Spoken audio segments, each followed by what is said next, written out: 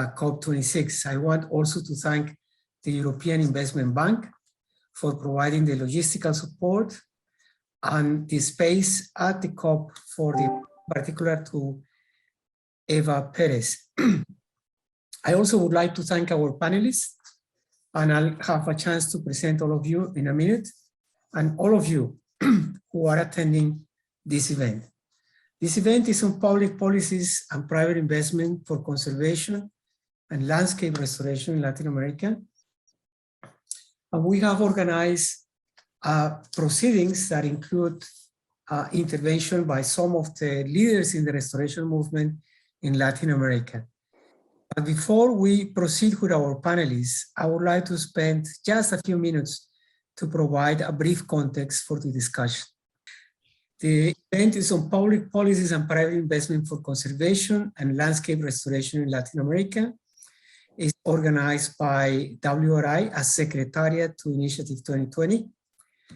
I forgot to say that, but my name is Walter Vergara and I'm the Director of Initiative 2020. Welcome everybody again. Next slide. These are our panelists, Minister Carlos Correa, Minister of Environment and Sustainable Development in Colombia, Minister Fernando Matos from the Ministry of Agriculture in Uruguay. And we also have as representatives from the industry, from Impact Investors, Carolina Suarez, who is the CEO of Latimpacto, Oliver Hanke, the Chief Operating Officers of 123 Finance, Hervé Bourguignon, the Senior Venture Partner at Moringa, and Stephen Ramsey, the CEO of Permian Global. Next. Why are we talking about land restoration in a climate conference? Basically, in Latin America, most of the emissions of greenhouse gases are emitted by land use and land use change. Contrary to other regions in the planet, Latin America's majority carbon footprint is associated to land. 58% of the total emissions, that includes not only carbon dioxide, but also methane and nitrous oxide, are associated to activities on land. So it's essential for us to tackle the issue of climate through land-based actions in Latin America. Not only that, 40% of land-based global biodiversity is in Latin America. Latin America has 6 of the 10 mega diverse nations in the planet, and therefore any actions associated to land use and land use change have an impact on this global biodiversity. In addition to that, 13% of the global food and fiber trade is associated to Latin America, and that number is growing. It means that Latin America is becoming a key element of the global trade for food, not only for exports, but also for imports to the region. 37 million hectares of forests and grasslands have been converted to agriculture in Latin America since the beginning of the century as a response to that demand for additional food. And finally, I would like to point out that it's not just climate, it's not just biodiversity, it's not just food production, but also the welfare of our populations in rural areas depends on how we properly manage land use resources. It is in this context, next slide please, that Initiative 2020 has been organized. It was launched in 2014. It now includes activities in 18 nations from Argentina to Uruguay. We have 95 technical partners that together as a community probably encompass more the key knowledge and technical expertise in the region, locally and globally. And we have 25 financial partners. Some of them are represented in this panel. Next slide. To date, the partners to the initiative have made considerable progress in terms of activities on the ground. There are now 135 projects that have been initiated by partners to the initiative on 21.6 million hectares as of June of 2021. And here you have 3 examples. the Forest and Climate Change Fund of Luxembourg, which specializes in secondary forest restoration, has started a program of 6,000 hectares with indigenous communities in Nicaragua. The second example is Conservación Patagónica, which has the largest ecological restoration project in the Americas in Valle Chacabuco in southern Chile. And the third example that I bring to you is Miroba Capital, which has initiated a process of agroforestry and silvopastures with Macaúba in Brazil. But these are just examples. You can check in our website, initiative20x20.org, over 65 projects that have been documented with photographs and videos. Next. But this progress is not enough. It's not sufficient. Much more needs to be done. At the annual meeting of Initiative 2021 in May of this year, virtual, the ministers, the attending ministers issued a communique, ministerial communique, that called for scale-up efforts to restore land and included 3 elements: 50 million hectares as a new goal for the initiative by 2030, 30 million hectares in restoration included in the 2030 NDCs, the communications to the Paris Agreement, and a long-term vision seeking 250 million hectares in newly conserved and restored areas by mid-century to anchor carbon neutrality in the region. The ministers also issued a call for climate finance to support restoration in the region and a call for policies and incentives in support of land restoration and conservation. So it is within this context that I'm very happy to introduce and to welcome our panelists today.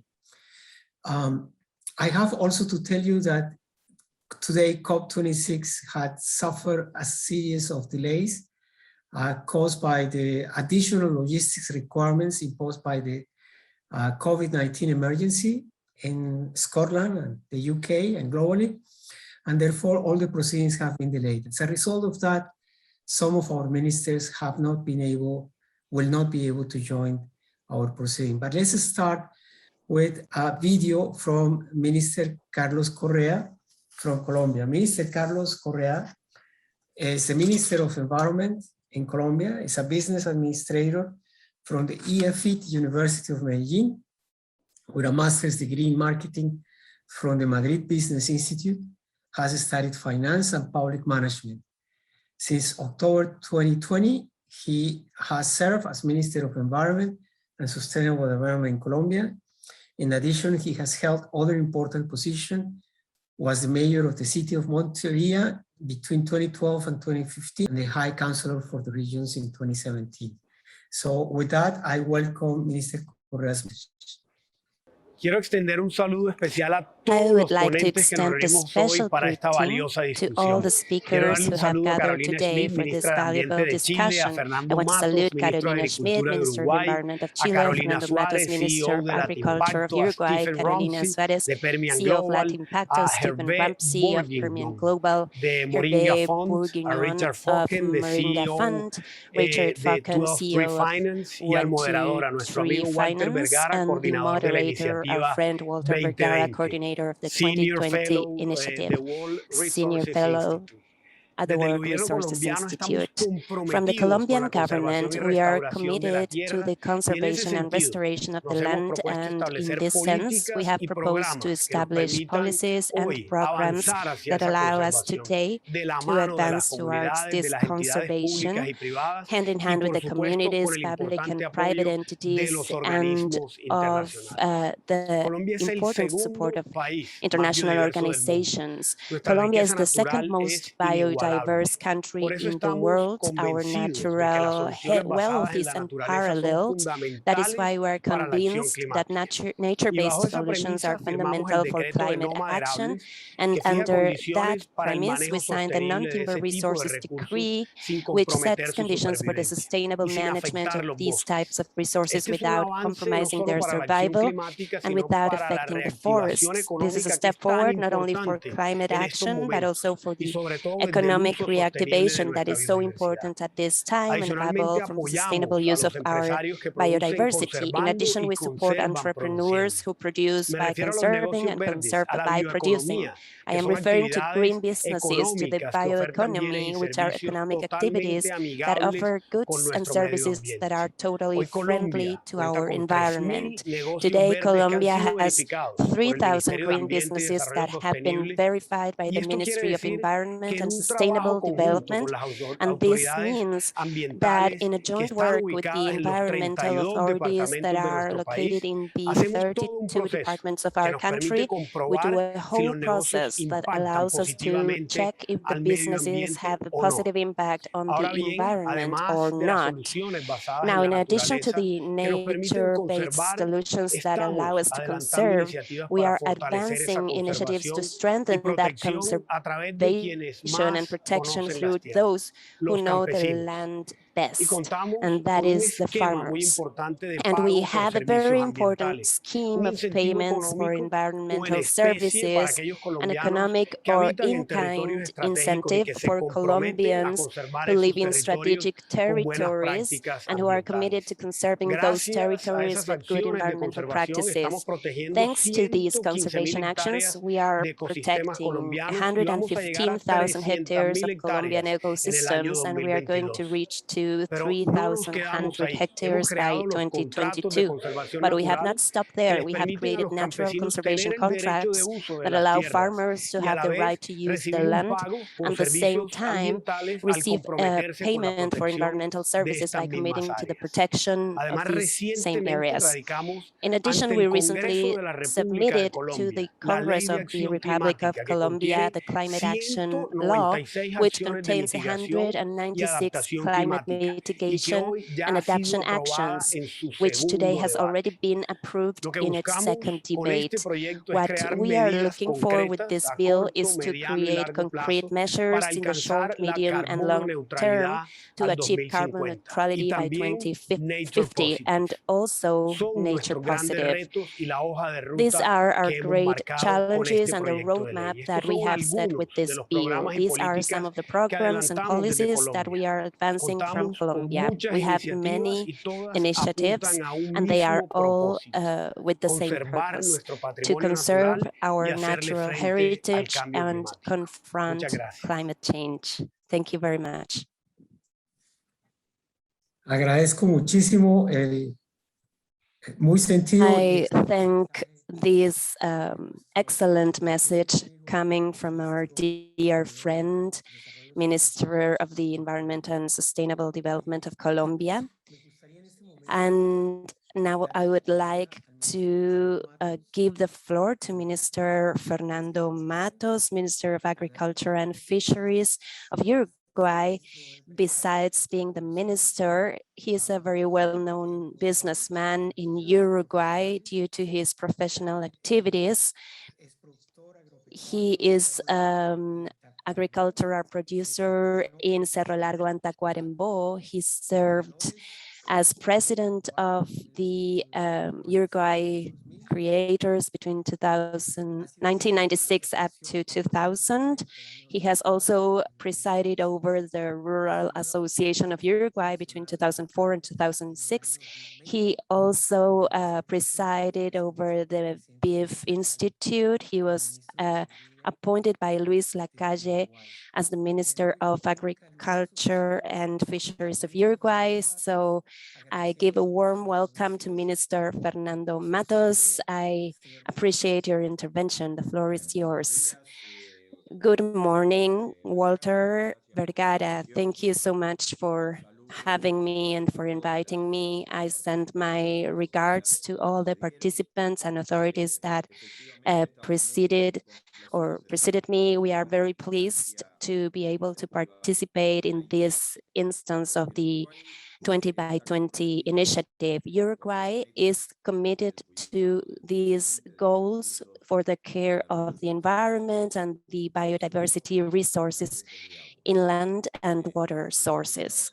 Uruguay has been working for several years in the preservation of its natural resources, which is our true richness or wealth that nature has given us, and that somehow we convey generation after generation, both the producers and the companies that work in the sector and the government in this commitment to preserve resources. Uruguay is a farming country, and 65% of exports come from the farming sector. So this is why we have absolutely assumed that we need to preserve our resources, because sustainability of the economic and social development of the country is based on conveying our next generation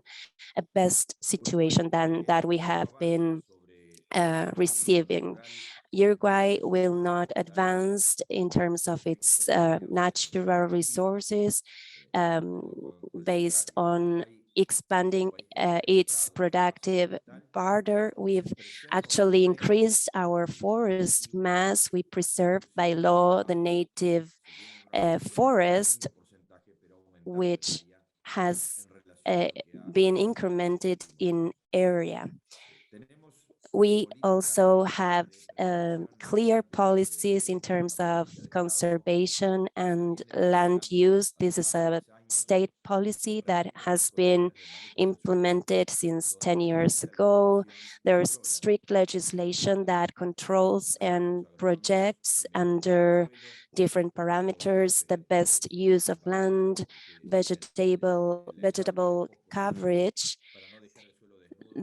so as not to leave the land bare and to the effects of erosion and other conservation aspects that we need to apply in good farming practices. On the other hand, the government in this period has raised to the rank of Secretary of State the division of the environment. Today we have a Ministry of the Environment, which reflects the commitment of our national government regarding coming up with the importance the environment has. And in this sense, we've been working from our Ministry of Agriculture, Fisheries, with our colleague, Mr. Peña, the Minister of the Environment, on all the actions necessary to mitigate the production actions that can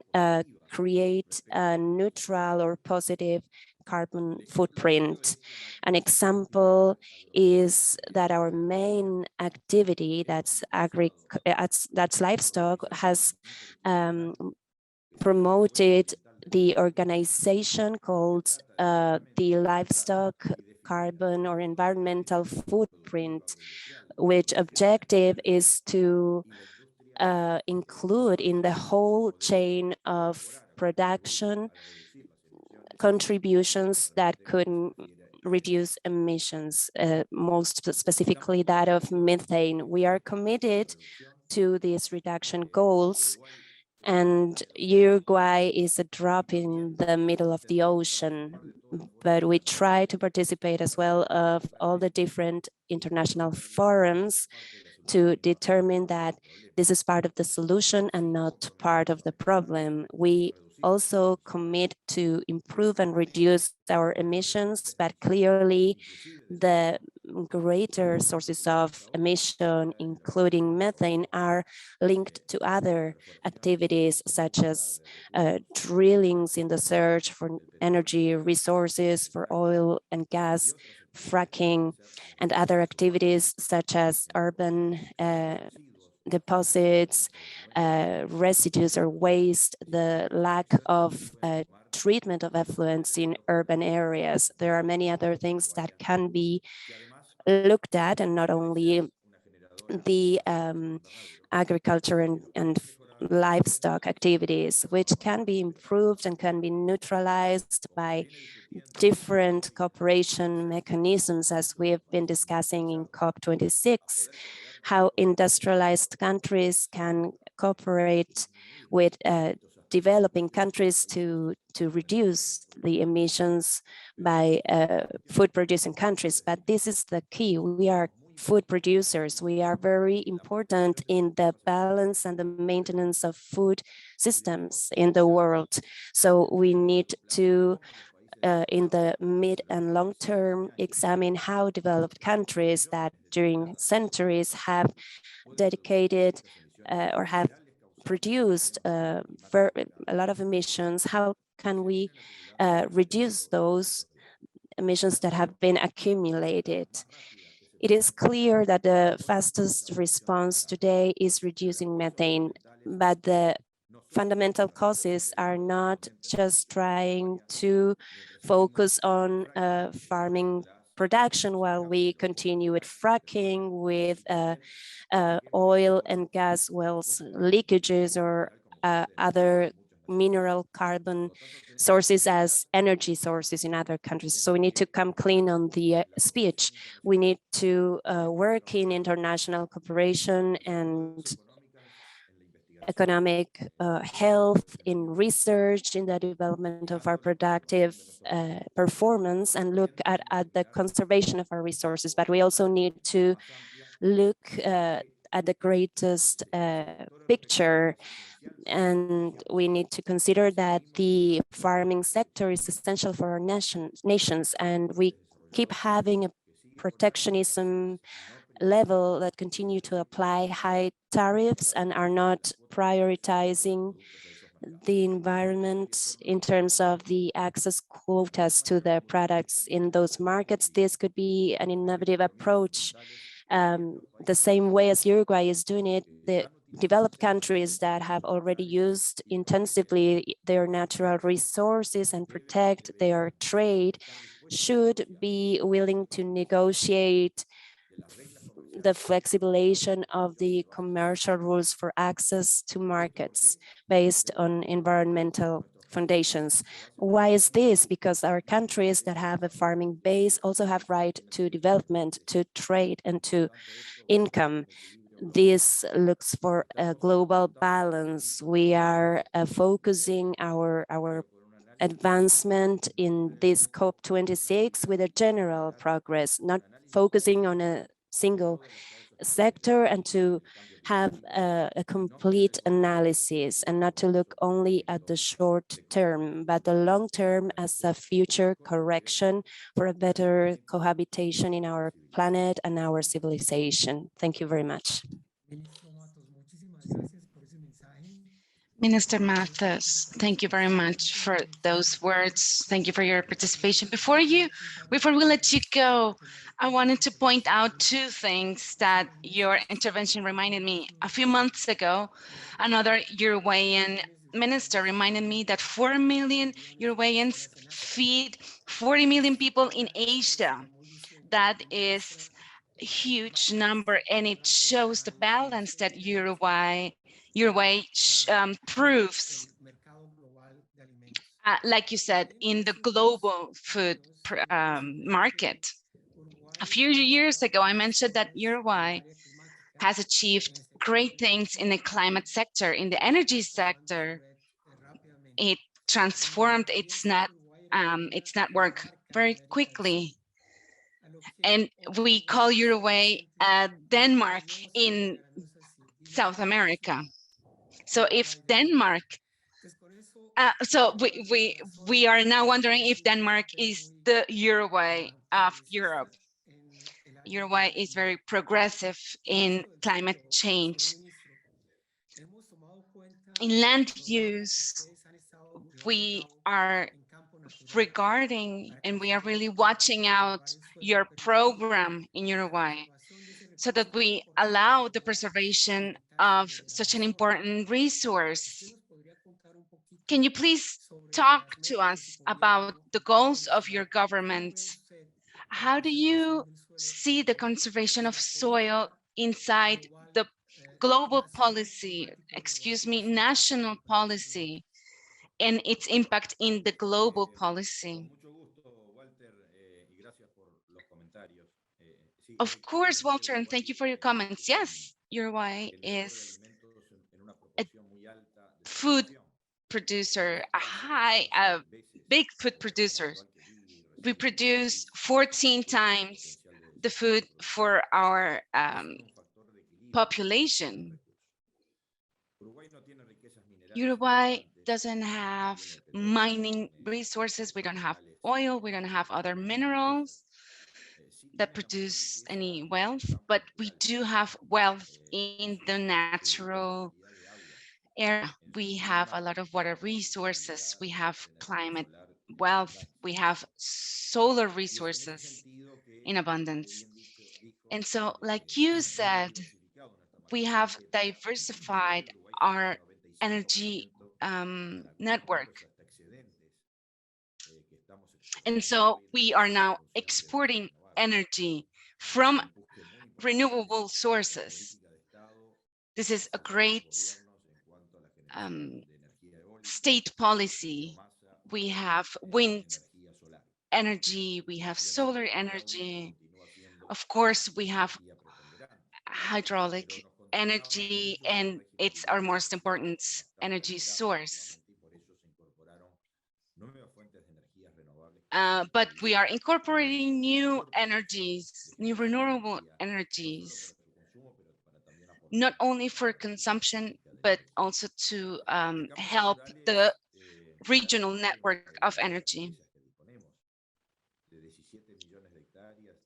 We have 17 million hectares, and about 11 million of those are natural areas.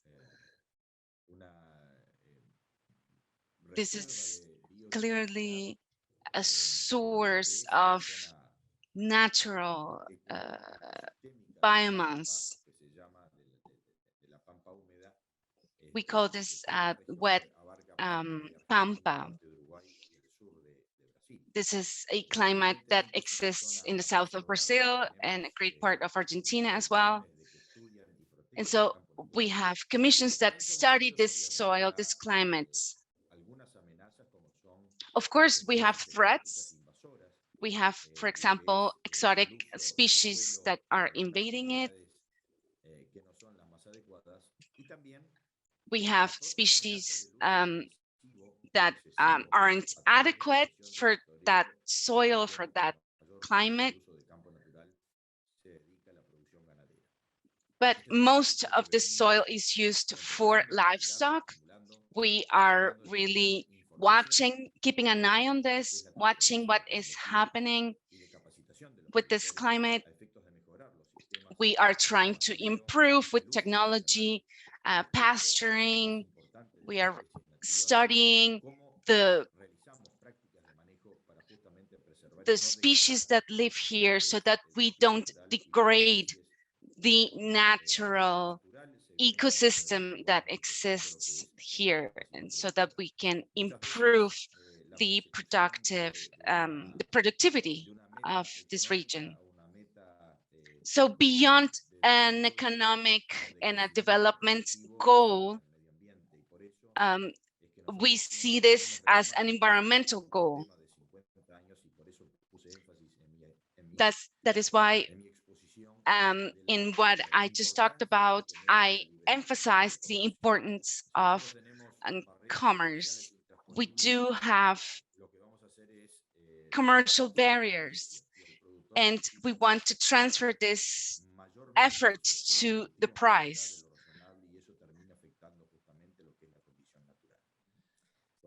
The price will eventually affect the natural condition of our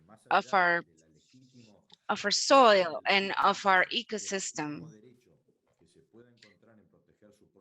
And so we need to really exercise the right of our land, with this type of policies, this new world order, where we see developed countries with a new position. We're talking about taxing and multinational enterprises. We need to help. We need the big countries to help developing countries in this. We need to free the commerce, to free the market, because the countries that have a farming base depend on this. We've been talking about this for 50 years, but we need bigger efforts than the commerce in organizations. Thank you very much, Minister. We really appreciate your time, your participation. You are welcome to stay to further discuss this. We understand if you don't have the time to stay, but we will continue to our second part of this. We will have a discussion with different panelists. For the second segment of this panel, it is a pleasure for me to welcome Carolina Suarez. Carolina Suarez is a Colombian national. She's the CEO of Latimpacto, a community of capital providers committed to achieving more strategic deployment of financial and non-financial resources for significant social and environmental impact in Latin America. Carolina has more than 15 years of experience in the fields of private social investment and philanthropy. Throughout her career as an expert working with the social sector, she has played a strategic role in the international arena, promoting transformations by knowledge, sharing, and building partnership.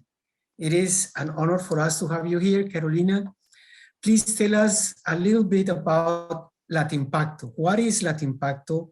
Why is it important at this moment to bring this society of philanthropists and investors to bear on the issue of land restoration, land conservation as an element of climate change action?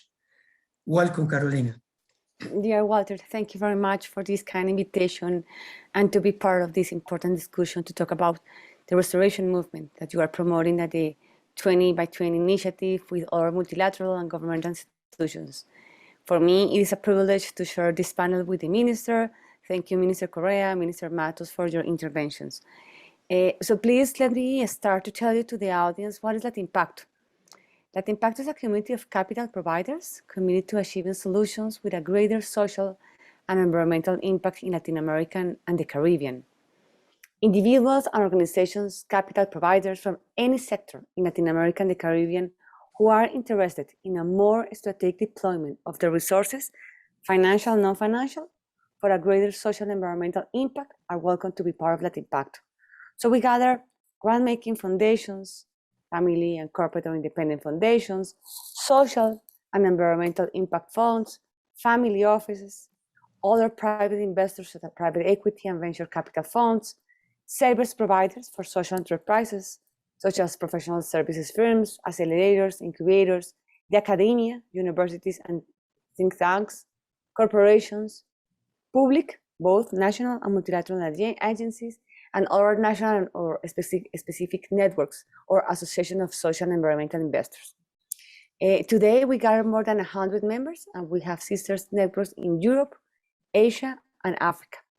The European Venture Philanthropy Association, EVPA, the Asian Venture Philanthropy Network, AVPN, and the one in Asia, AVPA, are Latimpacto sister networks in those regions, and they comprise more than 1,000 members that are and have more than 15 years developing an extensive body of knowledge in social and environmental investment. What we do, we facilitate connections that lead to more collaboration, better practices, and potential co-investments, including the potential formation of new funds as you are working, facilitating the exchange of knowledge. We are part of this panel about the most effective and innovative approaches to invest in, manage, and measure the outcomes of social and environmental initiatives for a greater impact. So let's focus now on the question that you asked me that is very important, actually most in the middle of the COP26, about the goals of conservation and restoration of natural capital in our region. So please let me know the following issues. First, we are certain that the flow of nature-based solutions needs to increase rapidly in Latin America. We believe that there is no small project when it comes specifically if carried out strategically with more defined impact indicators. There are several challenges when it comes for nature-based solutions to be deployed in Latin America. First, there's a limited knowledge on nature-based solutions that usually rest in international or expert organizations. So, through Latin Impacto, we're offering the structure to make this model more widespread among different actors in the region. Second, we have found that we're failing at understanding barriers and opportunities when it comes to nature social-based solutions. So there is a need to act with a stakeholder vision within these solutions. Willingness and support is needed from local and national governments. There is an important challenge in Latin America to learn how we can deploy nature-based solutions in urban areas and how to make them in rural and protected areas more efficient. Finding ways to replicate or scale up nature-based solutions in the region is very important. So understanding this, Latin Impacto has built an impact community that aims to strengthen organizations investing and funding in 3 core areas. Our expectation is also to identify opportunities and foster collaborations and ideation of nature-based solutions around this. First, climate adaptation and mitigation. Second, sustainable land and resource use. And third, innovation in conservation finance. This impact committee aims for organizations to start thinking holistically and share information more widely. It is very important to foster a collaborative spirit. That is our aim. Our race is against climate change, not against each other. We built this impact community as we understood that a strategic philanthropy and impact investor, plus other key players such as intermediaries or multilaterals, need to work closer. With our impact committee on climate action, we aim to build bridges so that the flow of investable opportunities increase considerably in the coming years, specifically those around nature-based solutions. And I want to ratify that Latin Impacto is not an investor, but a community of social and environmental investors and philanthropists. Our learnings here is to come from interaction with organizations who are working tirelessly for the planet. So it's just to mention what we are doing in Latin Impacto and how we want to bring all these actors together, and it is important of this panel, how we are working with you, Walter. Thank you very much. Carolina, thank you. And really very, very important and timely what you are doing, aggregating efforts, building bridges between different investors. We welcome that. We welcome your activities in this space. I'm hoping that we can follow up with you later on how to strengthen the relationship between Latin Impacto and Initiative 2020. Thanks a lot again. Let me now turn to Stephen Ramsey. Stephen Ramsey is the CEO of Permian Global, also a dear friend and an old acquaintance with Initiative 2020, who has been with us almost from the outset. Stephen is chairman, as I said, of Permian Global. He's a lifelong environmental conservationist. I know he is also a bird watcher, a flower grower, so many qualities in Stephen that I admire. He grew up in West Africa. He has served on a number of boards of environmental nonprofits and was deputy chairman of BirdLife International. He lives on his farm on the south coast of England, which I hope to visit soon, where he developed his own nature reserve over the last 30 years. He has been particularly involved with tropical forest projects in Latin America and other regions. Stephen is a graduate of the London School of Economics. He's a powerful driving force for Initiative 2020, and I want to welcome Stephen to the floor. Please tell us more about Permian Global, your plans, your ambitions in Latin America. Great, thank you very much, Walter. You're too kind with your introduction. Yeah, I'm speaking from my library at my house in England, and it's a rather old building. So Permian's vision is to contribute to avoiding disastrous climate change by conserving tropical forests. So this is nature-based solutions. That's what we do. We're very experienced conservationists, and we completely understand that implementation on the ground is very challenging. Large areas of forest across the world have been destroyed and eliminated, and most of the remaining forests have been degraded. But there is still enough forests to make a significant difference, significant impact on our climate. If forests are allowed to recover, they will sequester carbon and in the process of the recovery, and they have the opportunity to make a huge impact on our atmosphere. So how do we do it? Well, the way forward involves processes based on sound science and transparent methods of working. We need to understand all the human interactions with the forest, and we need to facilitate the development of truly sustainable local economies. We can do this particularly with concessionary finance, where we can help to provide agricultural intensification in appropriate areas, which can create good quality jobs for poor rural people. And their own agricultural produce can be made to be more efficient and sustainable. But this has to be alongside high quality forest protection and always transparent monitoring. Now, the voluntary carbon markets provide us with an enormous opportunity to create income streams for forest owners without them cutting the forest.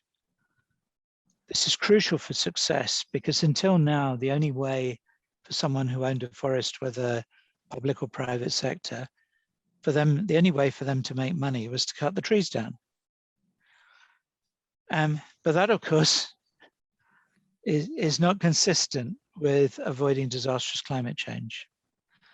We actually have a good science-based system available for us with the Vera VCS CCB process, which provides high quality carbon offsets.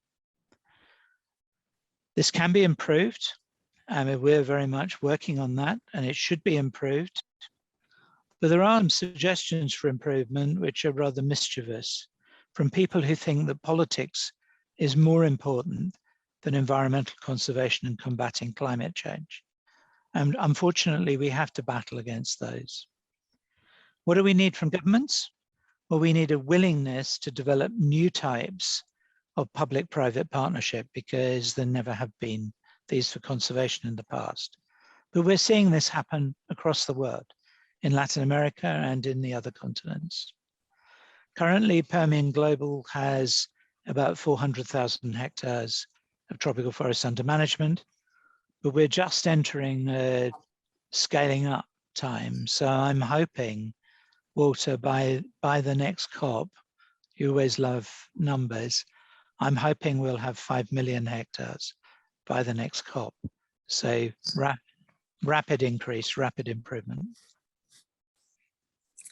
Thank you, Stephen. With that last piece of information, our hearts are a little bit lighter and happier. I do hope that your plans for fast scale up come to fruition. And we also are counting with you as a very active member of Initiative 2020 in this quest. Of course. Make sure that nature-based solutions are central to climate goals in Latin America. Let me now pass the microphone to Hervé Bourguignon. He is the senior partner of Moringa. Moringa was the first impact fund that got associated to Initiative 2020 in 2014.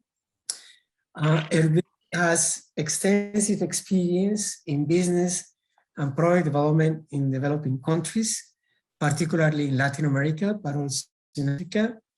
He was president of the Inter-African Forest Industries Association, has played a key role in obtaining FSC certification of 1.3 million forest hectares.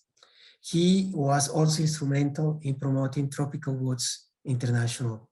Hervé has a master's degree in philosophy, a degree in law from ETHEC in business administration. He studied international market at inset. He speaks English, French, Spanish, and Portuguese. Hervé, the Moringa Fund has been an example of implementation on the ground. I hope you can tell us in a few minutes what has been the experience of Moringa with the first fund, but also how do you see the future in Latin America?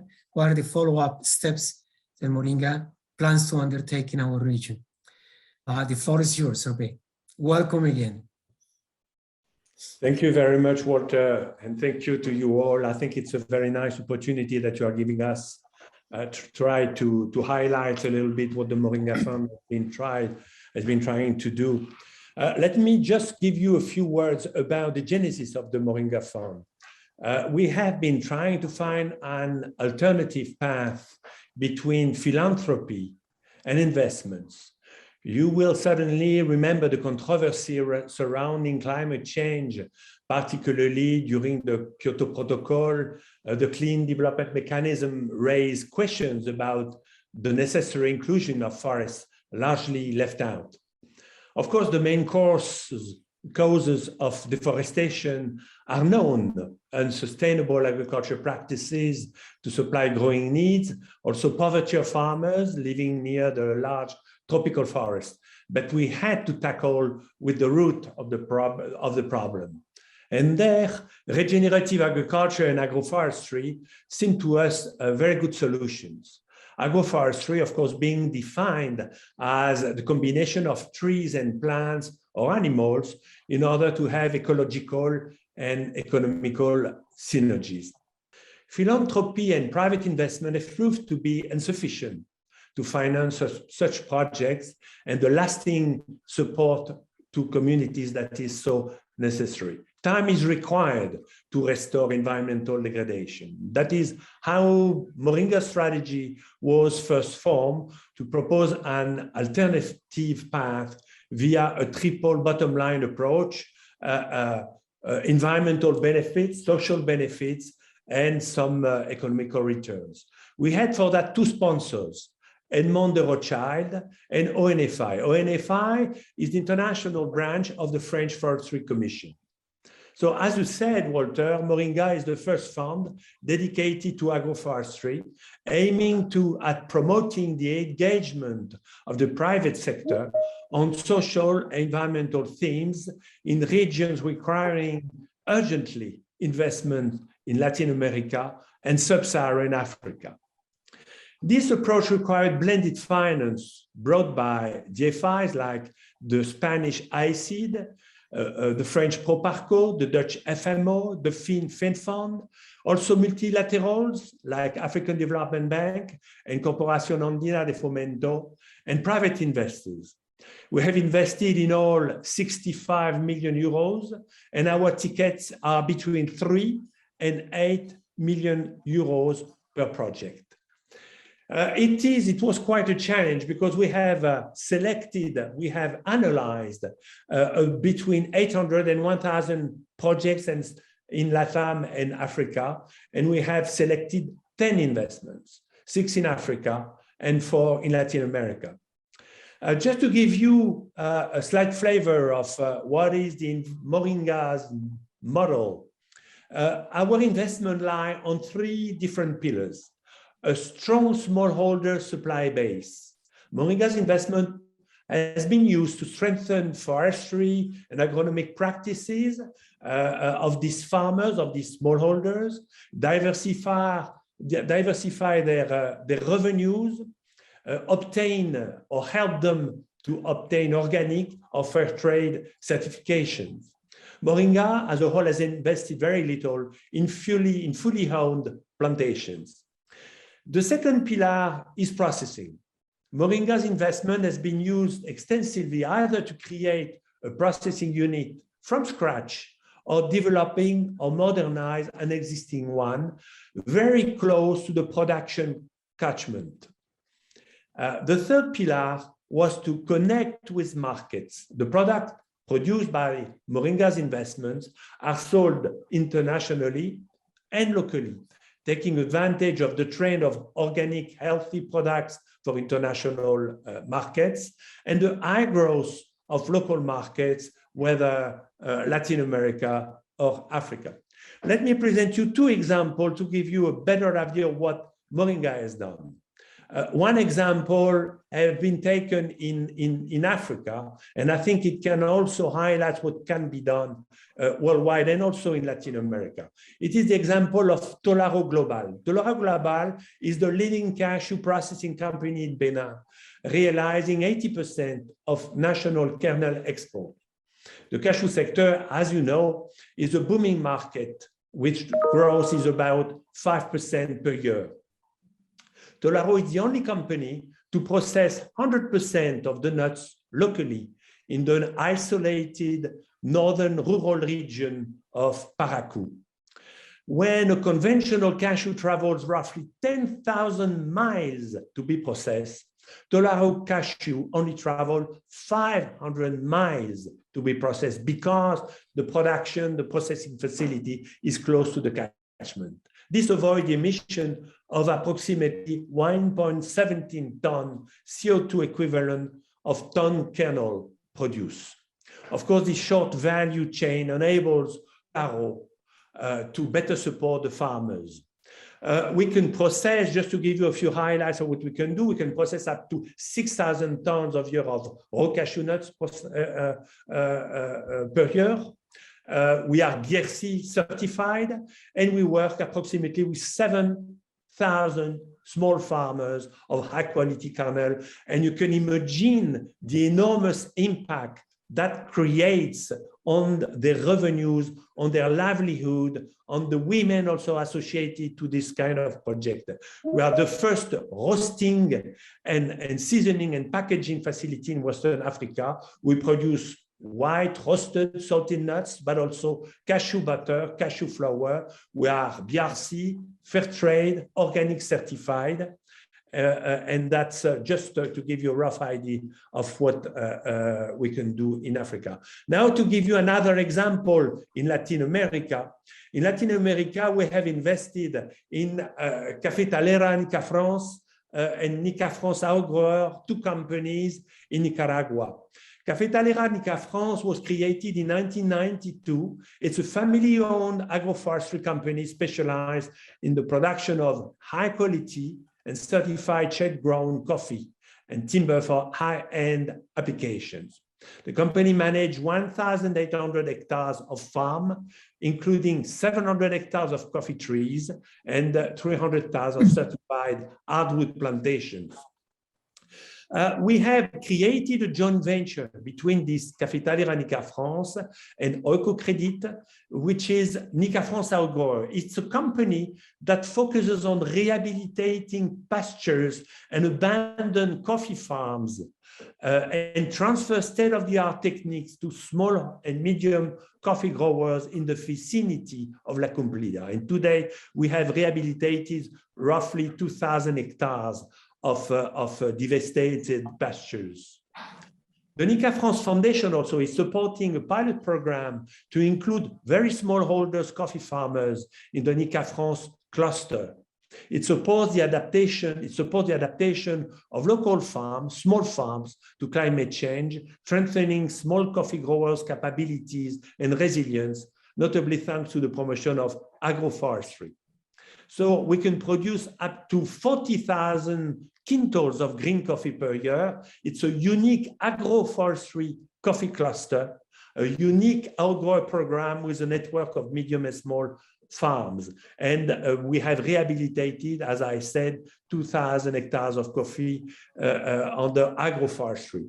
Where do we sell our product? We have a special partnership with Nespresso, and we do produce the Nicaragua capsule and also La Cumplida capsule for Nicaragua, thanks to ECOM. I must also stress on the importance of the 20x20 program that was a strong support throughout all the years that we've been working at Moringa, providing contacts, providing relationships, and we are very thankful to you, Walter, and to your organization.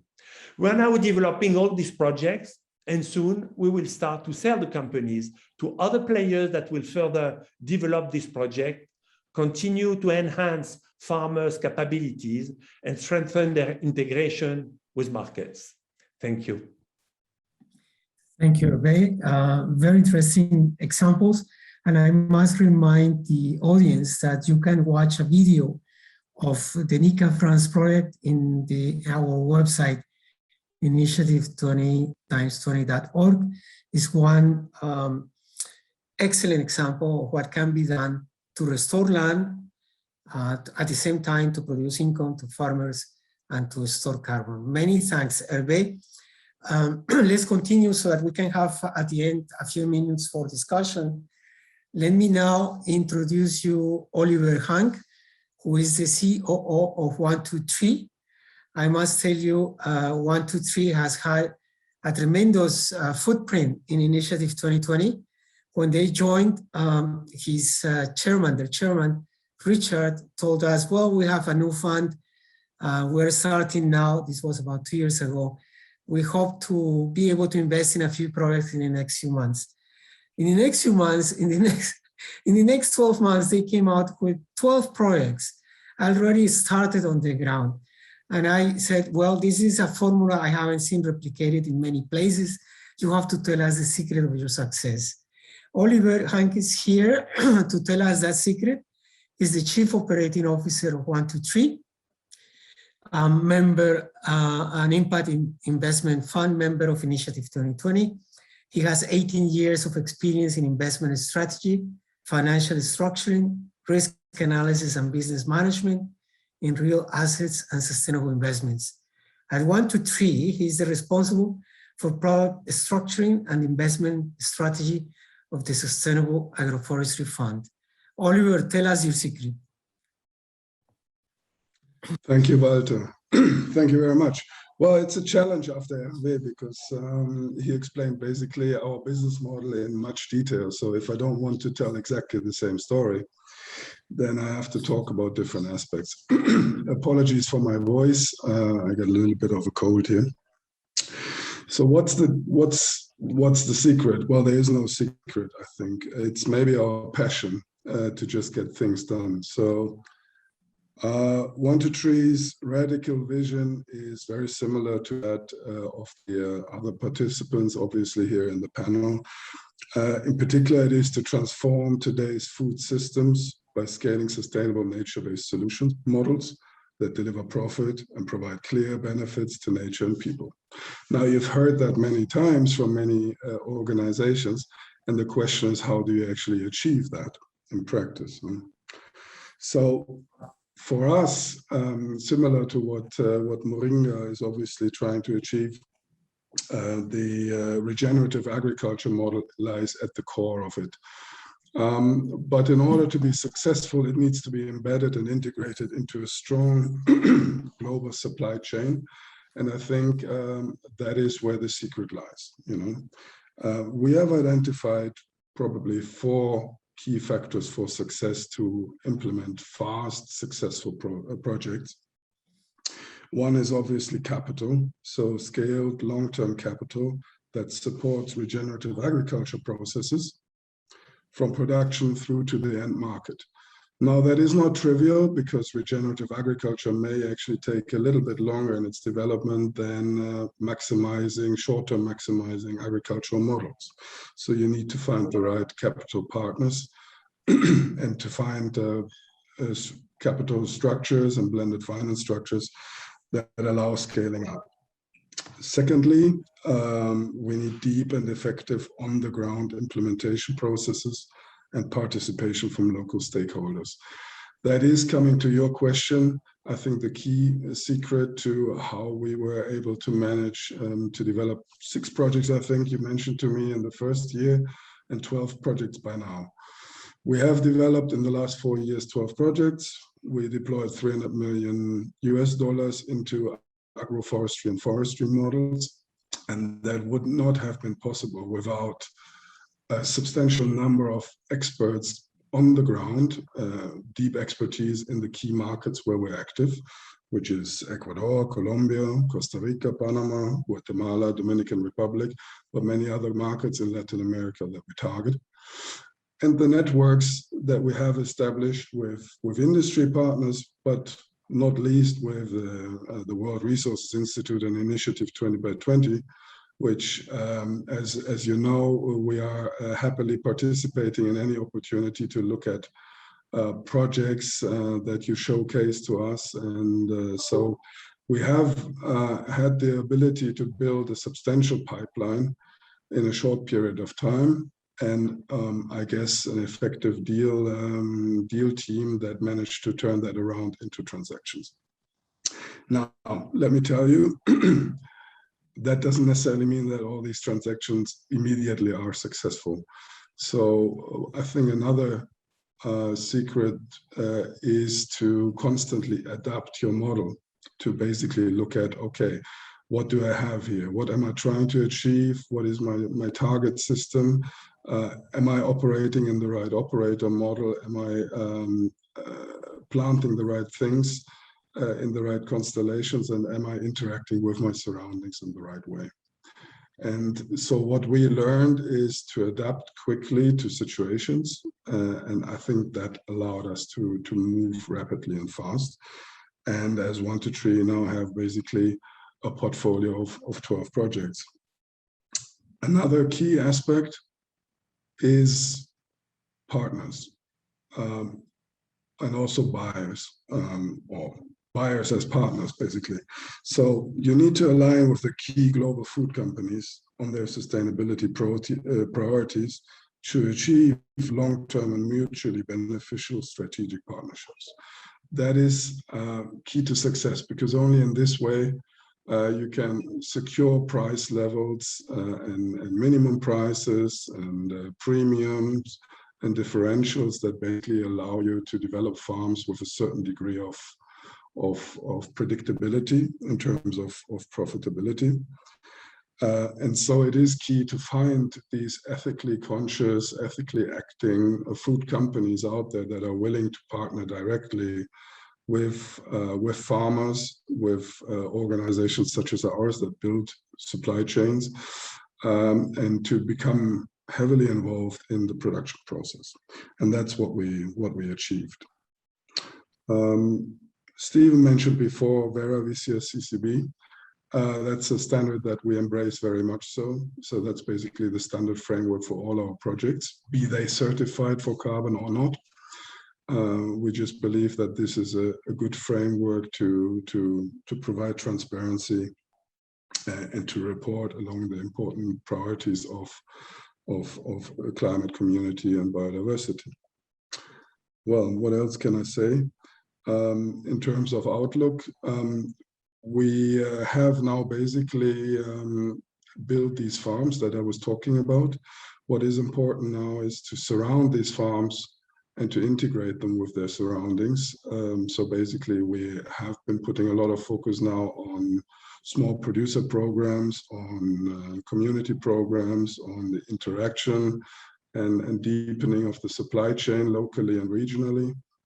But the next step for us will be to deploy substantially more capital along the same strategy with new partners, new capital partners. And so it's a little bit early to talk about that, but we are quite positive that 2022 will be a year of exciting investments, basically. Thank you. Yes, I share your optimism.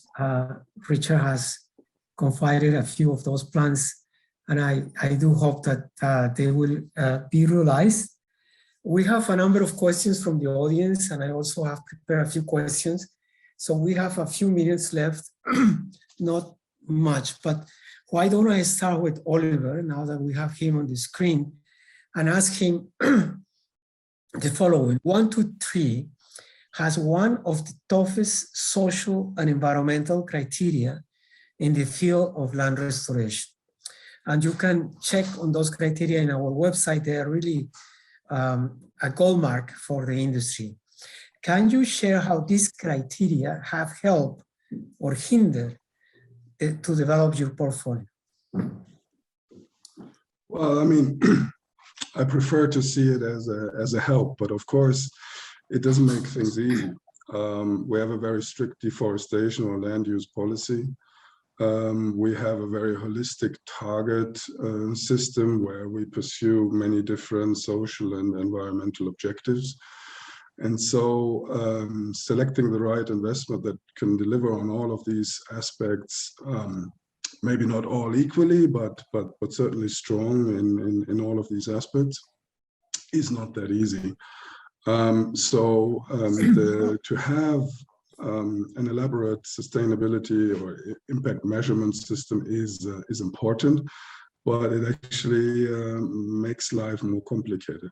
At the same time, we are building a lot of new production, and I think in particular in that space, it is easier. So wherever you are in a in a greenfield agricultural context, for example, or you're reforesting an area, obviously you have a much better handle on how you develop your project as you're starting with a green field, essentially, or ideally.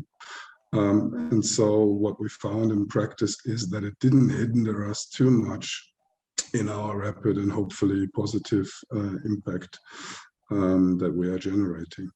But I agree, it's a complex system. I think with just implementing this year CCB as a guiding star for us, it hasn't made it easier. We also have external validation on the social and environmental side. So we bring in independent external experts who tell us what we're doing wrong or what we are ignoring. So yeah, we're trying to navigate through that, but I want to leave a bit of time for the others as well.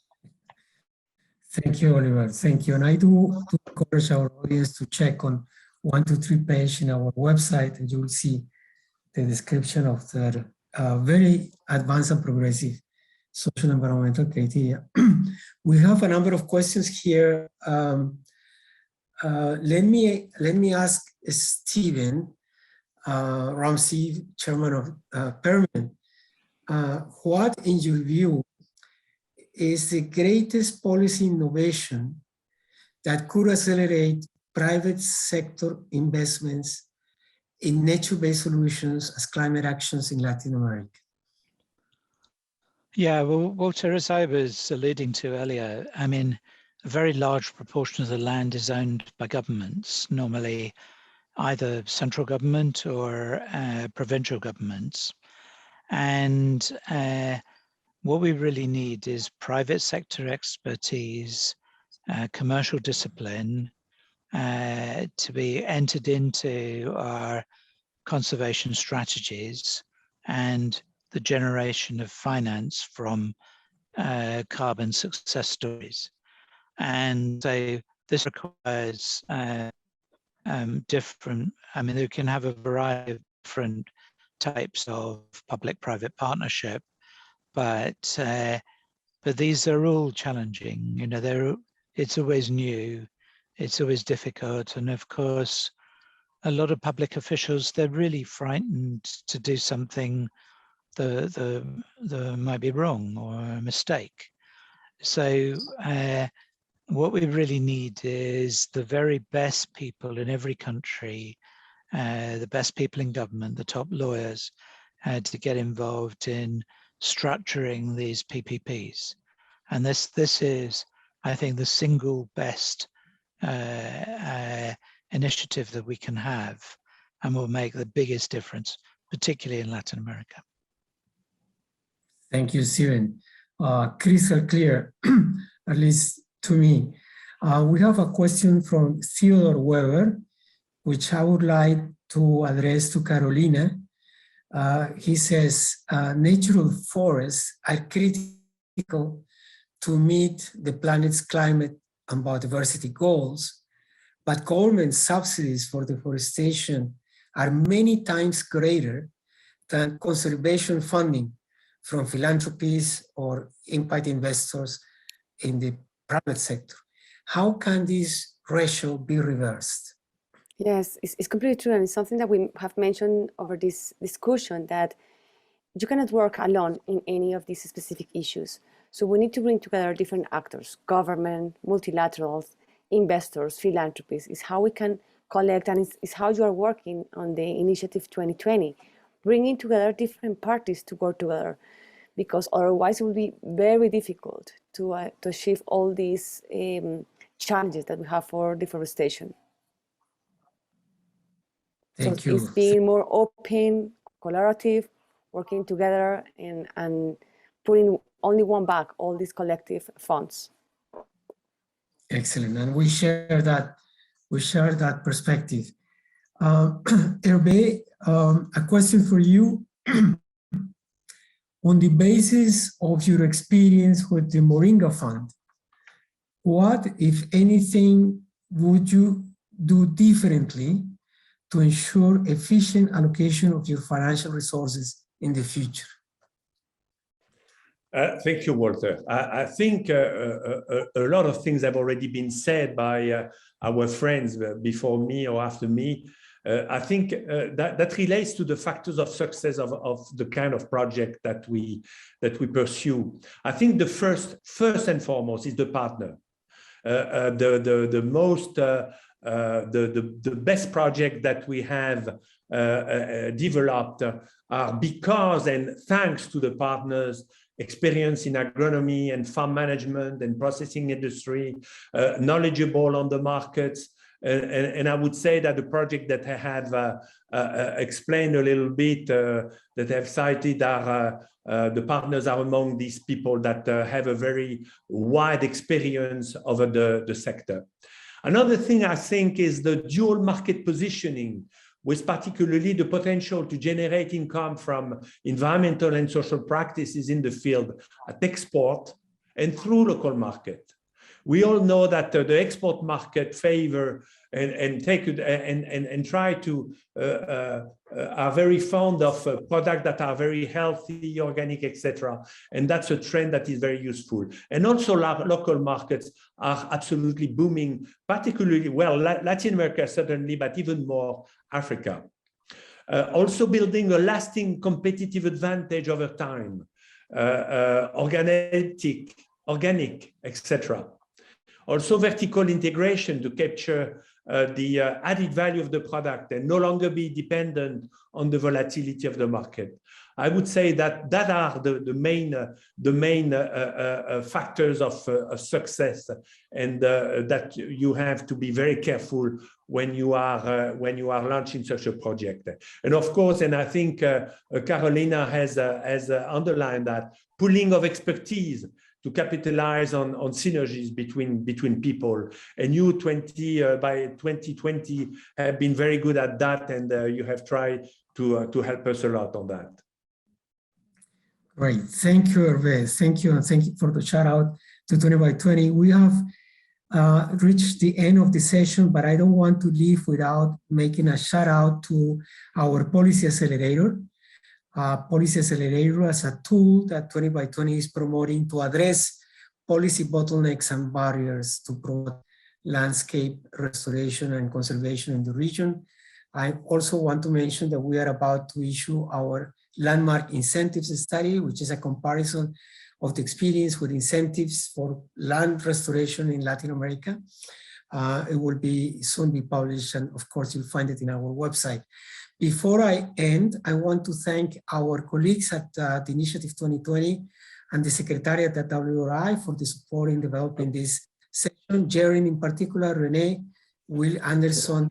I want to thank Eva Perez from the European Investment Bank and our friends at the Luxembourg government, Cheryl in particular, Jerome, and all our colleagues, including Andre Weidenhaupt. Finally, big thank you to all the panelists, to Minister Correa and Minister Matos for attending, and to our panelists, Carolina, Oliver, Steven, and Hervé. I'm so happy that we've done this and that it was done virtually, because right now, COP26 is a complete tango of logistics and difficulties, and everything is delayed and postponed. So probably this is one of the only events that's still on time and will end up on time. Many thanks to you, and I hope that we continue to be in contact, working together on this quest. Thank you all. Great. Thanks very much, Walter. Thank you. Thank you, Walter. Bye-bye. My pleasure.